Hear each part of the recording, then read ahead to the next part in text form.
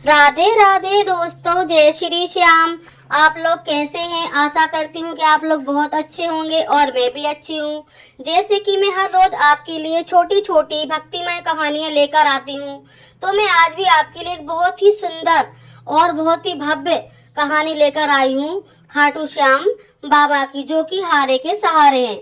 जिसका कोई नहीं होता उसका बाबा कभी हाथ नहीं छोड़ते।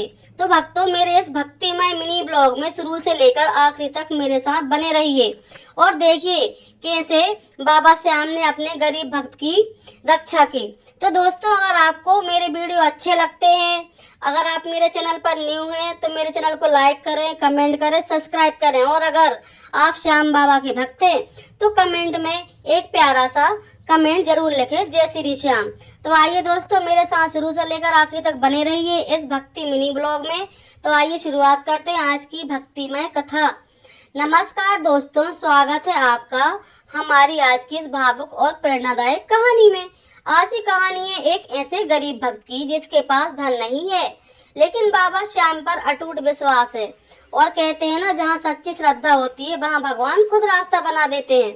तो चलिए शुरू करते हैं गरीब भक्त और खाटू श्याम बाबा की चमत्कारिक कहानी। गांव का गरीब भक्त। बहुत समय पहले की बात है। एक छोटे से गांव में मोहन नाम का आदमी रहता था। वो बहुत गरीब था। उसका छोटा सा मिट्टी का घर था।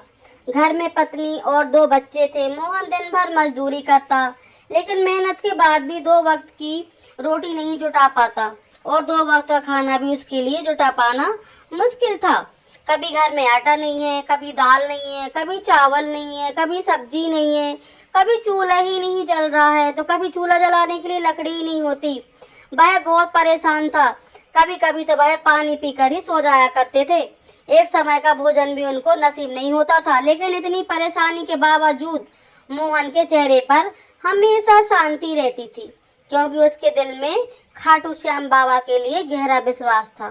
रोज मंदिर जाना। मोहन रोज सुबह जल्दी उठता, नहा धोकर गांव के छोटे से श्याम मंदिर में जाता। मंदिर में खड़े होकर वह कहता, श्याम बाबा, पास देने के लिए कुछ नहीं है, ना धन ना मिठाई, बस आपका नाम है। फिर वो मंदिर की सफाई करता, दीपक जलाता और बाबा के भजन गाता। मंदिर का पुजारी भी उसकी भक्ति देखकर भावुक हो जाता। गांव वाले उसका मजाक बनाते।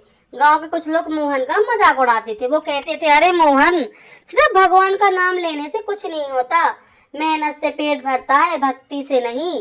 एक आदमी बोला, अगर तेरा श्याम बाबा इतना ही बड़ा है तो तुझे अमीर क्यों नहीं बना देता? वह तुझे क्यों परेशान कर रहा है? क्यों तुझे दाने दाने के लिए मोहताज करता है? क्यों तू भूखा सो जाता है? सभी लोग हंसने लगे, लेकिन मोहन शांत आवाज में बोला, बाबा मुझे भूखा रख सकते हैं, लेकिन कभी अकेला नहीं छोड़ेंगे। उसकी बात सुनकर कुछ लोग और हंसने लगे, लेकिन मोहन को अपने बाबा पर पूरा भरोसा था। मुश्किलें बढ़ने लगी। धीरे धीरे समय और खराब होने लगा। गांव में सूखा पड़ गया। मोहन कई दिनों तक काम ढूंढता रहा, लेकिन कहीं काम नहीं मिला। घर में रखा थोड़ा सा अनाज भी खत्म हो गया। बच्चे भूख से रोने लगे। पत्नी परेशान होकर बोली, अब क्या होगा? बच्चों को क्या खिलाएंगे? मोहन ने आसमान की ओर देखा और कहा, बच्चे भूख से बहुत परेशान थे, रोते और परेशान करते। पत्नी बहुत परेशान होकर बोली, अब क्या होगा?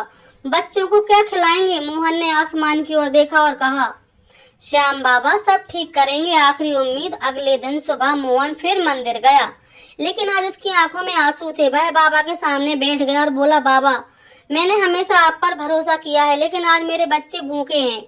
अगर मुझसे कोई गलती हुई है तो मुझे माफ कर दीजिए, सजा दे दीजिए, लेकिन मेरे बच्चों को भूखा मत सुलाना। इतना कहकर वह रोने लगा। मंदिर में गहरी शांति छा गई। रहस्यमयी आदमी। उसी शाम जब मोहन उदास होकर घर लौट रहा था, तभी रास्ते में उसे एक बूढ़ा आदमी मिला। उस बूढ़े आदमी ने कहा, बेटा इतने परेशान क्यों हो?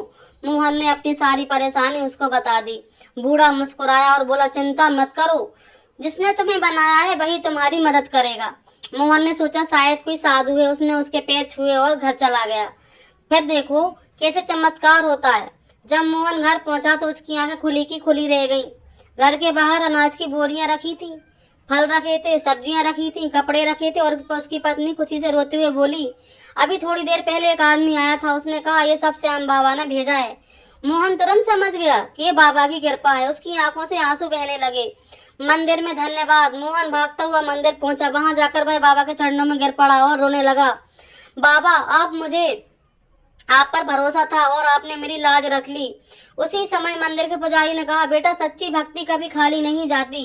गांव वालों को सीख मिली। अगले दिन पूरे गांव में यह बात फैल गई कि जो लोग मोहन का मजाक उड़ाते थे वे भी हैरान थे। एक आदमी बोला, सच में भगवान अपने भक्त का साथ कभी नहीं छोड़ते। एक दिन उसके बाद गांव के लोगों का विश्वास बाबा पर बढ़ गया। तो दोस्तों, श्याम बाबा पर जो भी भरोसा करते हैं, जो भी आस्था रखते हैं, बाबा उनको कभी निराश नहीं करते। जिसको सारी दुनिया ठुकरा देती है, घर वाले, परिवार वाले, रिश्तेदार, दोस्त, यार, नाते, गरीबी में कोई हमारा फोन भी नहीं उठाता। कहीं ऐसा तो नहीं है कि पैसे मांग रहा हो। जब हमारे पास कोई परेशानी आती है तो हम घबरा जाते हैं। तो दोस्तों, उस परेशानी में हमें घबराना नहीं है, बल्कि हमें विश्वास रखना है उस परमेश्वर पर, उस बाबा पर, जो हारे हुए को जिताने की क्षमता रखता है। जिसको सारी दुनिया ठुकरा देती है, उसको हमारा श्याम बाबा हाथ पकड़कर अपने गले से लगा लेता है। और जो भी श्याम बाबा पर पूरी श्रद्धा और निष्ठा से, सच्ची भक्ति भाव से विश्वास रखता है, बाबा उसका विश्वास कभी नहीं डगमगाने देते। दोस्तों, बाबा हर उसकी मदद करते हैं जो रो रहा है, परेशान है, गरीब है और जिसको दुनिया ने ठुकरा दिया है। इसीलिए तो कहते हैं, हारे का सारा बाबा श्याम हमारा। तो भक्तों, इस कहानी से हमें यह सीख मिलती है कि जीवन में चाहे कितनी भी कठिनाई आ जाए, जीवन में चाहे कितनी भी कठिनाई आ जाए, चाहे कितनी भी परेशानी आ जाए, चाहे कुछ भी हो जाए, पर अगर विश्वास सच्चा हो तो भगवान किसी न किसी रूप में हमें मदद जरूर करते हैं। कहते हैं, भगवान हर किसी के यहाँ नहीं आ सकते, इसलिए भगवान अपने रूप में किसी न किसी को मदद करने के लिए जरूर भेजते हैं। भक्तों, ये बात आप लोग जरूर आजमा लेना, और मैं भी आजमा चुकी हूँ, क्योंकि ये सब जानते हैं कि भगवान हर किसी के घर में नहीं जा सकते। इसलिए भगवान किसी न किसी को अपने रूप में आपकी मदद करने के लिए जरूर भेजते हैं।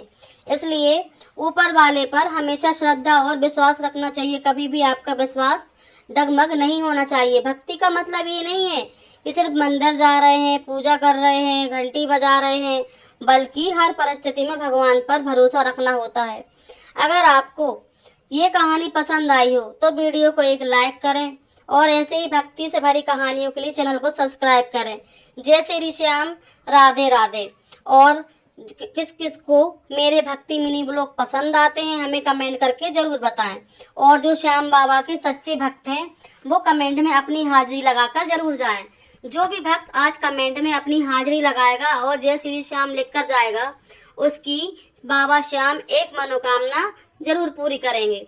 जो भी बाबा के भक्त हैं और जो बाबा के ऊपर भरोसा रखते हैं, जिनको पता है कि मेरा श्याम कभी मेरे साथ गलत नहीं करता, हम सोचते हैं कि हमें ये चीज मिल जाए, पर हमें ऊपर वाला वही चीज देता है जो हमारे लिए सही है।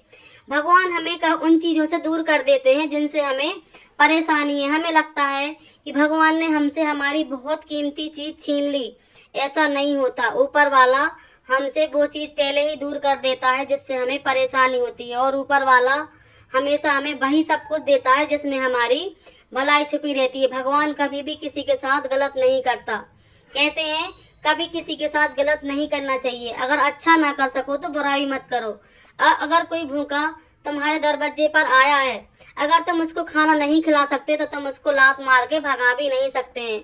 जो लोग सच्चाई और ईमानदारी के रास्ते पर चलते हैं, भगवान उनका हाथ कभी नहीं छोड़ता और उनके जीवन में हमेशा सुख, समृद्धि और माँ लक्ष्मी, धन की देवी का वास हमेशा उनके घर में रहता है। रिद्धि सिद्धि का वास उनके घर में रहता है। उनके घर में कभी भी कोई बुरी शक्ति प्रवेश नहीं कर सकती और उनके घर में हमेशा हंसी खुशी और हरा भरा परिवार रहता है। तो दोस्तों, इस कहानी से हमें यह सीख मिलती है कि हमें कितनी भी कठिन परिस्थिति क्यों ना आ जाए, हमें परमात्मा से कभी भी भरोसा नहीं उठाना है, क्योंकि भगवान के यहाँ देर है पर अंधेर नहीं है। भगवान सबकी परीक्षा लेते हैं पर सबकी सुनते हैं, सबका कल्याण करते हैं। तो भक्तों, आज का हमारा ये मिनी ब्लॉग आपको कैसा लगा और मेरी ये छोटी सी कोशिश आप लोगों को कैसी लगी आप लोग कमेंट करके जरूर बताएं, और मेरे वीडियो के लास्ट में एक प्यारा सा कमेंट करके जरूर जाएं। राधे राधे, जय श्री श्याम।